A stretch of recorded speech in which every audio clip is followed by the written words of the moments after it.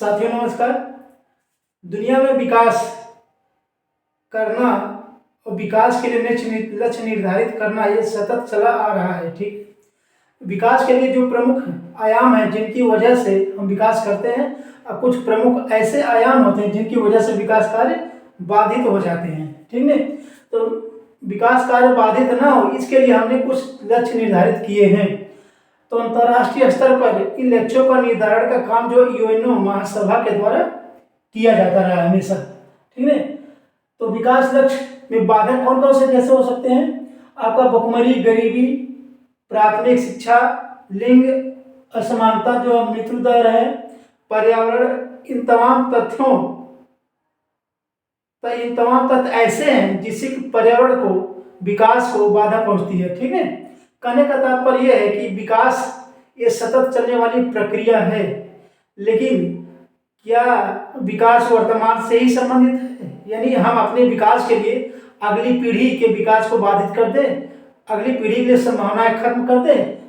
कहने का तात्पर्य है कि विकास लक्ष्य जो है ऐसे होने चाहिए जो वर्तमान पीढ़ी की आवश्यकताओं की पूर्ति करते हुए भविष्य की पीढ़ियों को किसी भी प्रकार का नुकसान न पहुंचाए।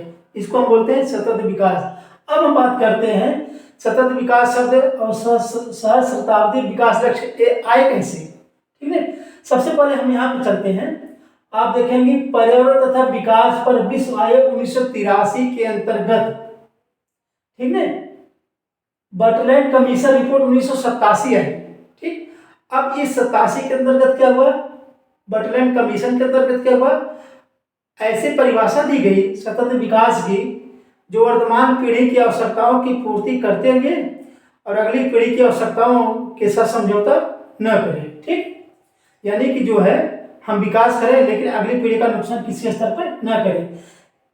इस हिसाब से जो सतत प्रक्रिया आई विकास के लिए। ठीक, सबसे पहला जो आया विकास से संबंधित सहस्राब्दी विकास लक्ष्य आया, जिसको हम MDG गोल, मिलेनियम डेवलपमेंट गोल बोलते हैं। ठीक, अब हम इसकी बात करते हैं, फिर हम सतत विकास लक्ष्यों की बात करते हैं।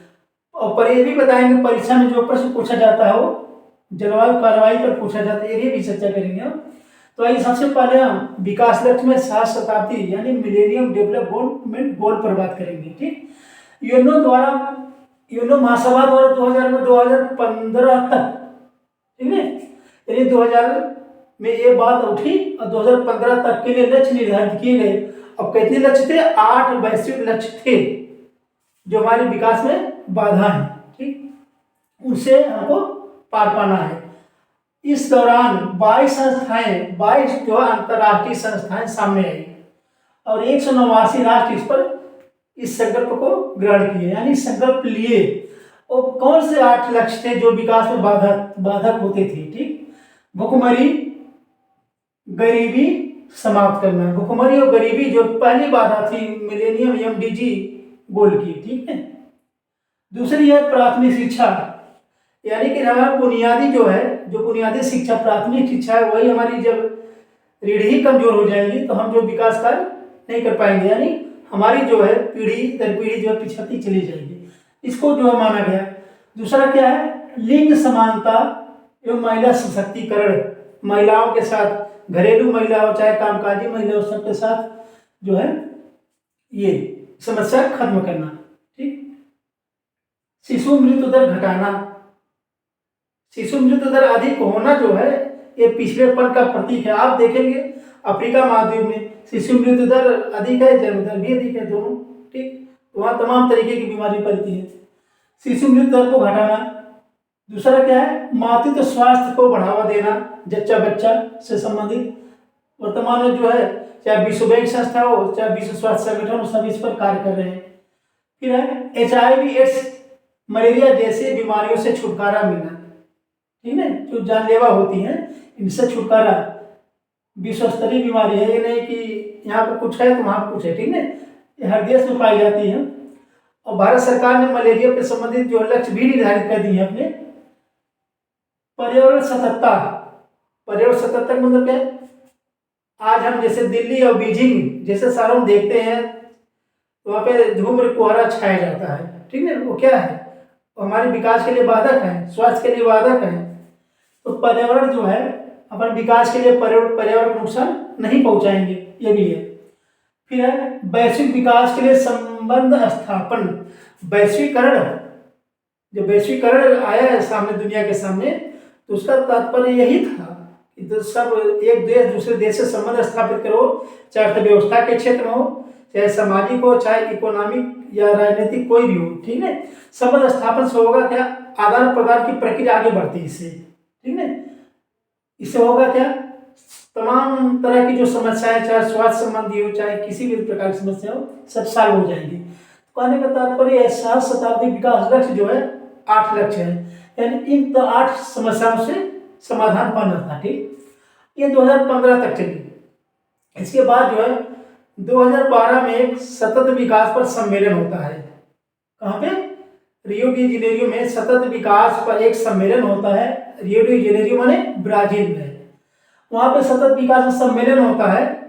तो वहाँ बात आती क्या है, फिर उसके बाद जब प्रक्रिया आगे बढ़ती है तो यूएनओ महासभा, संयुक्त राष्ट्र संघ महासभा की 70वीं बैठक जब होती है 2015 में, ठीक, 2030 हेतु 17 विकास लक्ष्य और 169 जो है प्रयोजन अंगीकृत किए गए, माने 169 कार्यक्रम होंगे इससे संबंधित और 17 विकास लक्ष्य होंगे जो अस्थायी होंगे, ठीक।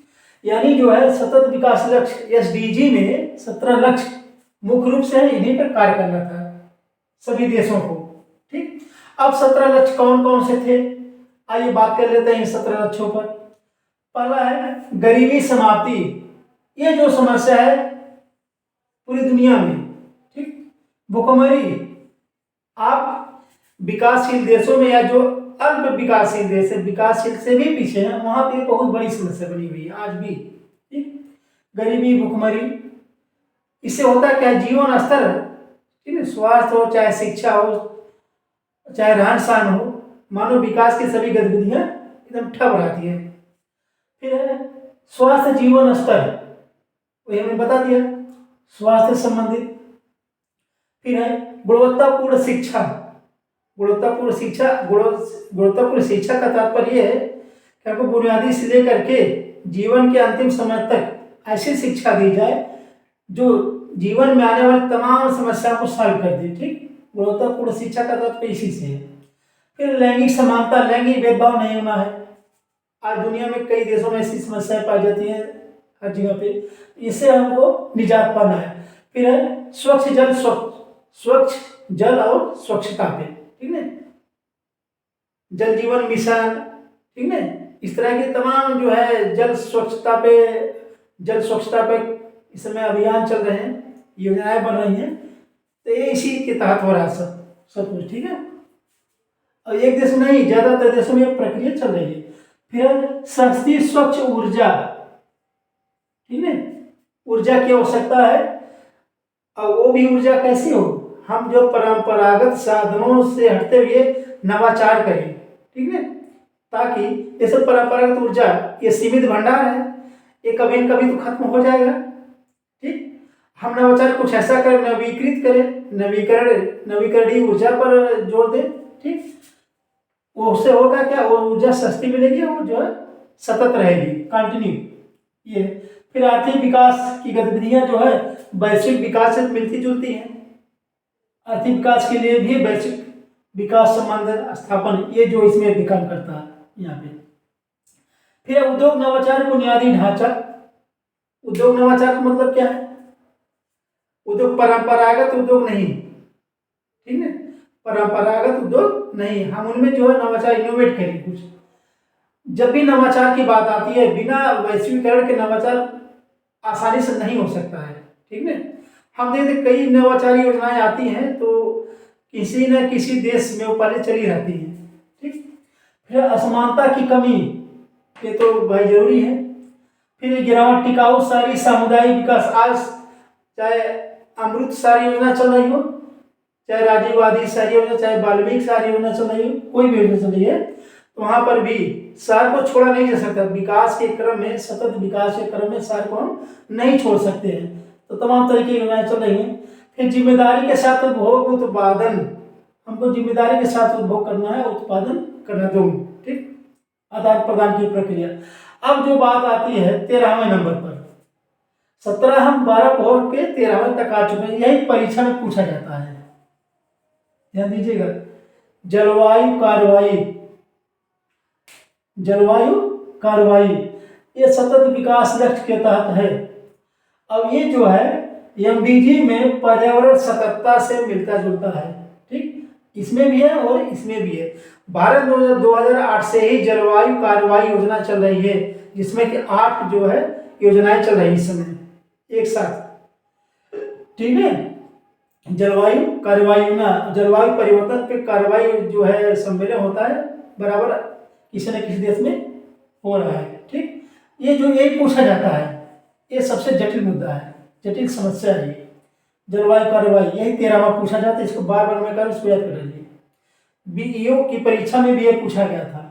फिर आगे चलते पानी के नीचे जीवन, ठीक, पानी के नीचे नहीं, बिना पानी के कहा जाता है ना कि अगला जो विश्व युद्ध होगा वो पानी को लेकर के होगा, ठीक है। तो बिना पानी के जीवन संभव नहीं है, पानी को हमको बचाना है, उसका सतत प्रयोग करना है। फिर 15 भूमि पर जीवन, वन पर्यावरण सुरक्षा करते हुए हमको चलना है। शांति और न्याय के लिए संस्थान, अब तक तो हम संसाधनों पर चल रहे थे, अब हम जो है हम मानवीय गतिविधियों पर चलेंगे। शांति और न्याय के लिए संस्थान, यानी जो है यहाँ पे देखिए ये कौन सा पॉइंट है, कहाँ गया, पर्यावरण वैश्विक विकास में और सशक्तिकरण में ये आता है, ठीक है।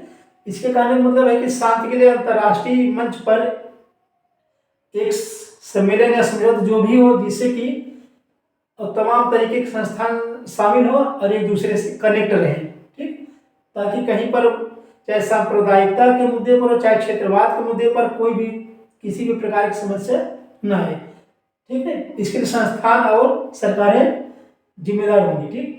फिर है लक्ष्य प्राप्त में सामूहिक साझेदारी, इसके बिना तो हो ही नहीं सकता। ये सतत विकास सिर्फ एक लोग के द्वारा संभव नहीं है, ठीक है, लेकिन बिना एक के भी संभव नहीं है, तो सबकी सामूहिक साझेदारी जरूरी है इसमें। तो ये जो है बहुत ही इंपॉर्टेंट टॉपिक था,